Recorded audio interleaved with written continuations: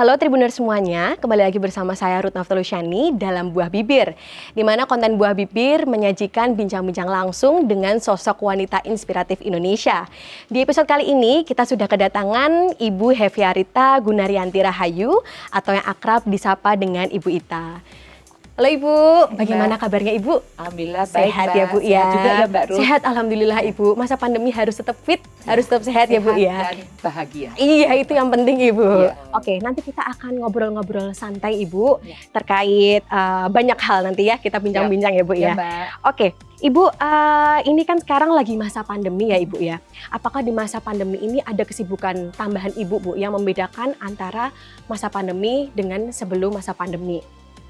Iya Mbak, pastinya dengan adanya masa pandemi ini kegiatan-kegiatan yang dilakukan tambahannya itu malah luar biasa. Luar biasa Ibu. Karena pasti di dalam kondisi pandemi ini ada beberapa hal yang menjadi satu perhatian baik ini kan pusat, provinsi maupun pemerintah Kota Semarang. Yang mana yang pertama pasti di bidang kesehatan, di mana pemerintah kota ini kan sangat monitor terkait dengan banyaknya warga yang terkena COVID dan sebagainya.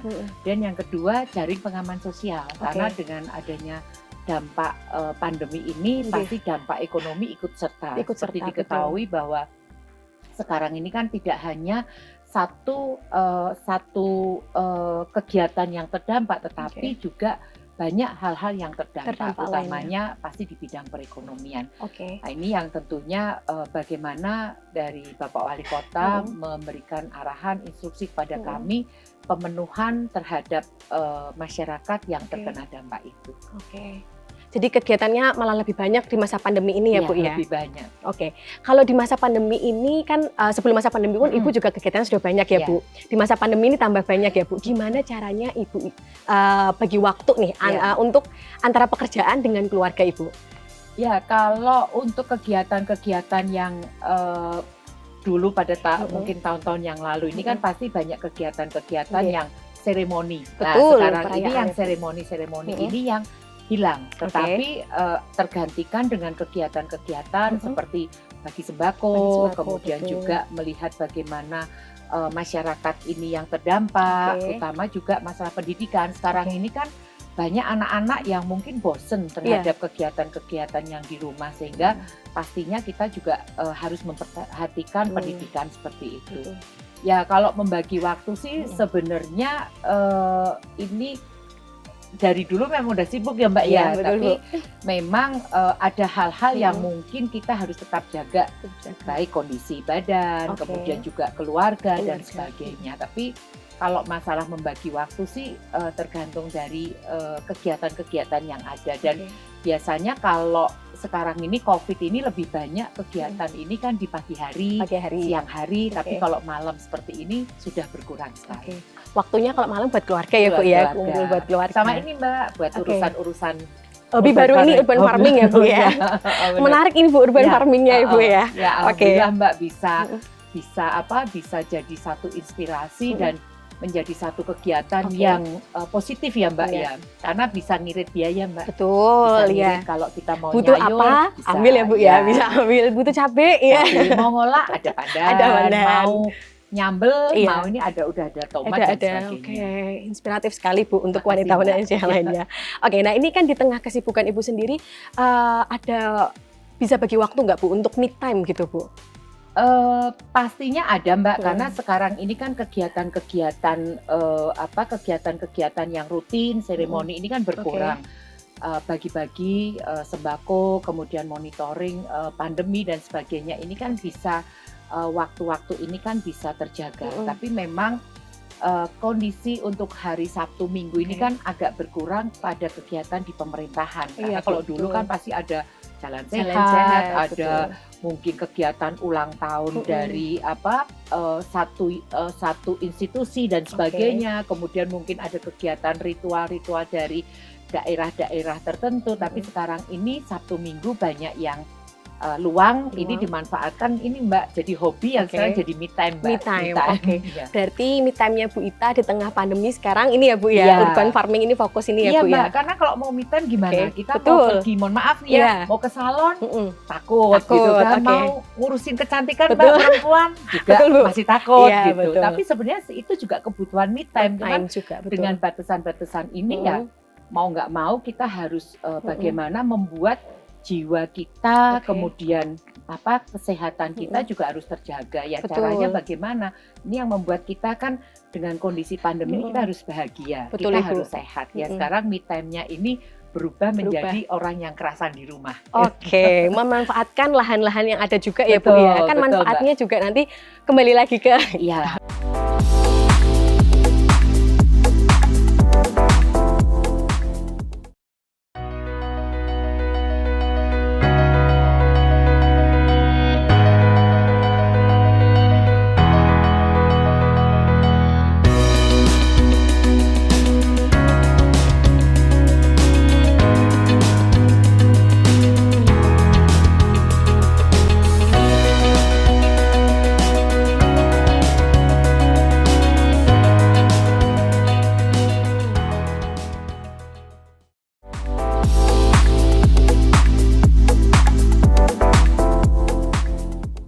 Oke, Ibu, ini kan sekarang ini memang kita sedang ada di masa pandemi COVID-19 gitu.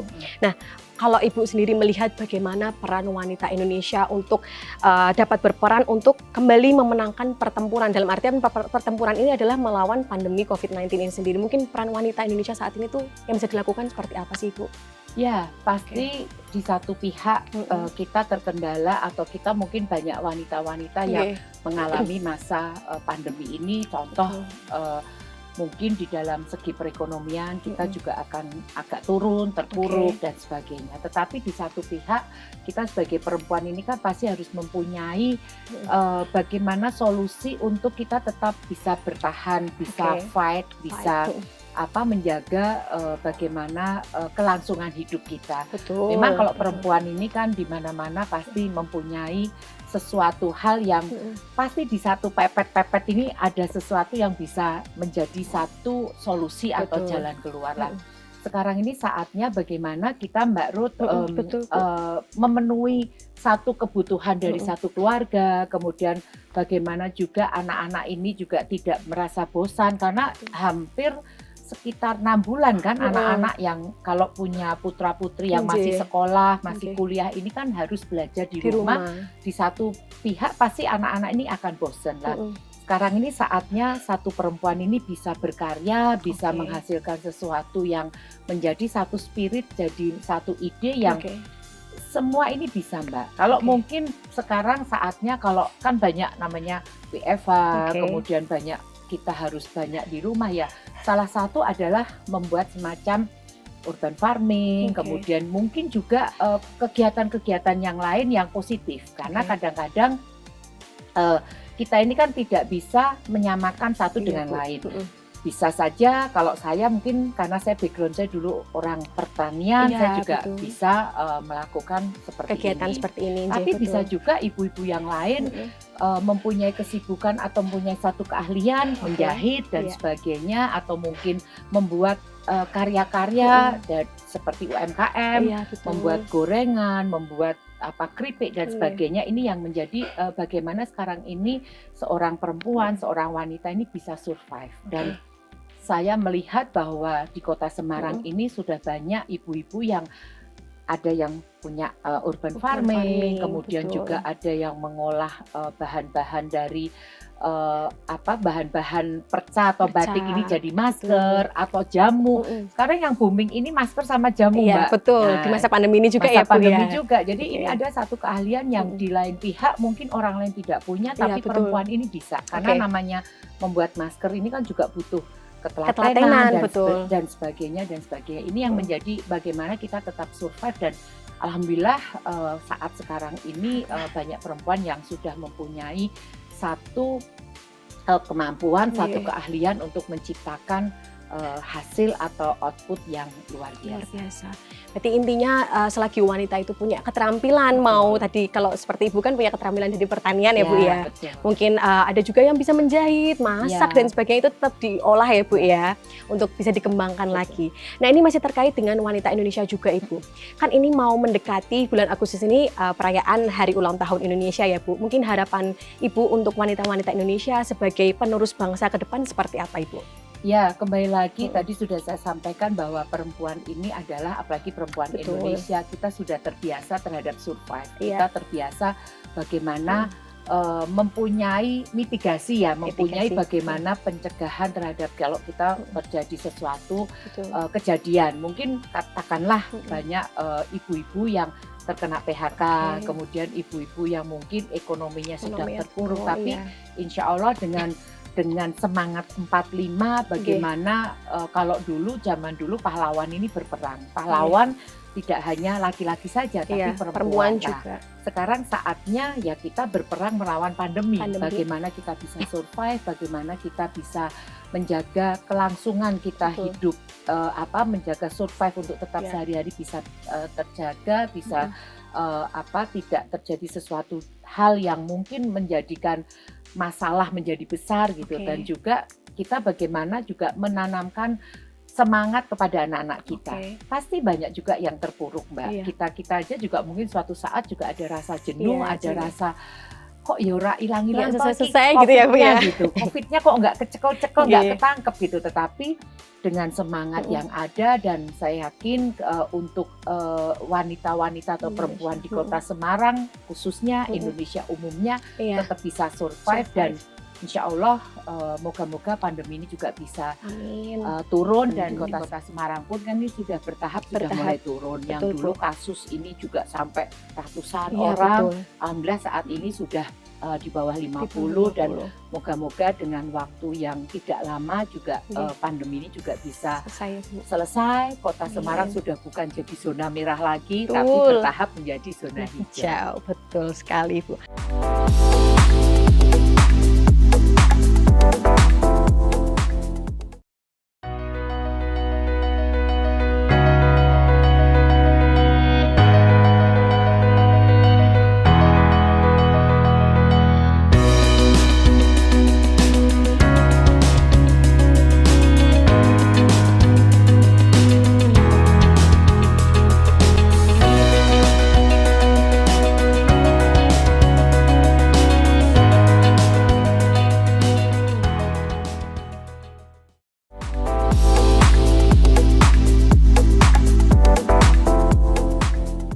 Kalau Bu Ita sendiri kan sebagai sosok wanita Indonesia yang juga inspiratif ya Bu, ada quotes favorit nggak dari Ibu sendiri nih? Apa ya favoritnya ya? Kalau kita bicara favorit sih semuanya favorit ya Mbak ya. Tapi mungkin ada hal-hal yang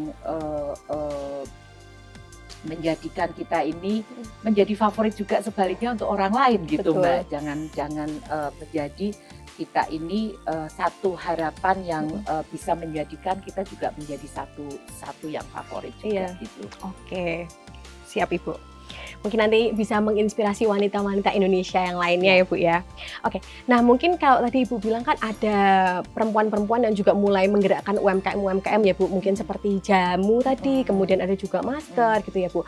Adakah kiat-kiat dari Ibu sendiri, dari Bu Ita untuk perempuan-perempuan yang sekarang sedang bergerak di UMKM di tengah masa pandemi ini Bu? Tips-tipsnya nih Bu. Ya, yang pertama tentunya pada saat awal-awal pandemi ini betul-betul kaget gitu ya.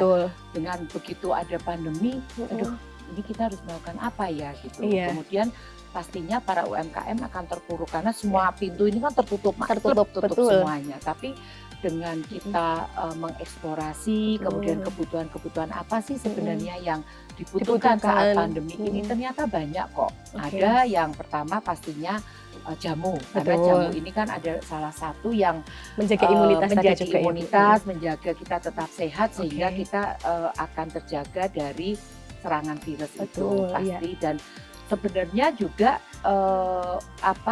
bahan-bahannya empon-empon itu kan ada di sekitar kita. Ditanam seperti ini ya Mbak Ruth, seperti di sini dituncepin aja sudah banyak Bisa dan berkembang sudah sendiri jadi. ya, Bu, Ini kan ya. seperti ini, ada Oke. jahe, Mm-mm. ada kunyit, ada Betul. serai dan Mm-mm. sebagainya. Nah, ini yang menjadi dorongan. Tapi bagaimana juga kan kalau orang mau jualan tapi Nggih. pemerintah nggak support, lah akhirnya kan kita support. Nggih. Kebetulan sama-sama perempuan, Mm-mm. akhirnya kita bisa mendorong untuk Mendorong. mereka bisa survive dan dia bisa menjual produknya. Kemudian yang kedua juga Nggih. masker. Masker ini kan betul. juga dibutuhkan oleh semua orang pada Oke. saat pandemi seperti ini, sehingga kita harapkan Mm. dengan adanya dorongan ini perempuan-perempuan juga bisa membuat masker. Tidak perlu harus menjual banyak, tapi mungkin bisa di sekitar lingkungan atau untuk keluarga sendiri, diri sendiri dan sebagainya. Oke. Dan juga makanan loh, Mbak. Orang kan sekarang kalau mau keluar, mau belanja itu kan Belanja, juga masih betul. mau ngamanggu. Kita tinggal GoFood, Gojek dan Betul. sebagainya. Lah ini yang saatnya perempuan-perempuan tuh bisa menggali apa yang menjadi menjadi selling point dirinya sendiri, sehingga ini yang bisa menjadi satu berkelanjutan, bisa jadi satu hal yang positif dan nantinya pasti akan mendongkrak perekonomian di keluarga kita. sendiri ya Bu ya. Jadi gitu Tribuners, kalau misalkan wanita-wanita Indonesia termasuk kalian semua yang nonton mungkin punya keahlian, nggak perlu takut untuk mencoba ya Bu Betul, ya, iya, tetap Mbak. dicoba aja. Siapa tahu bisa menjadi ladang penghasilan di tengah masa pandemi ini ya Bu, yang Iya. situasinya seperti ini kemudian membuat perekonomian kan juga menjadi turun ya Iya. Bu. Oke.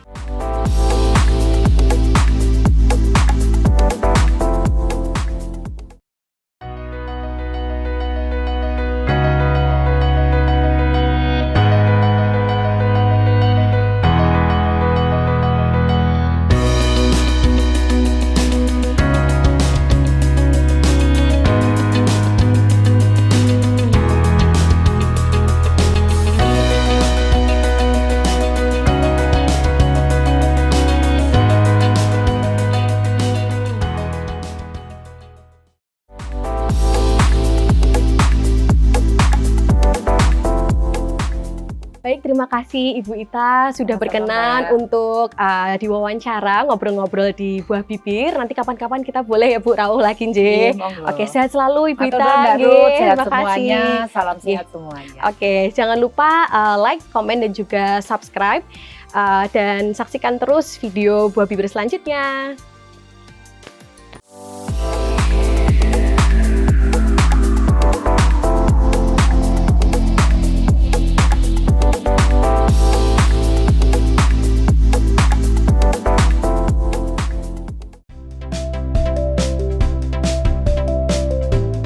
Jangan lupa subscribe ya.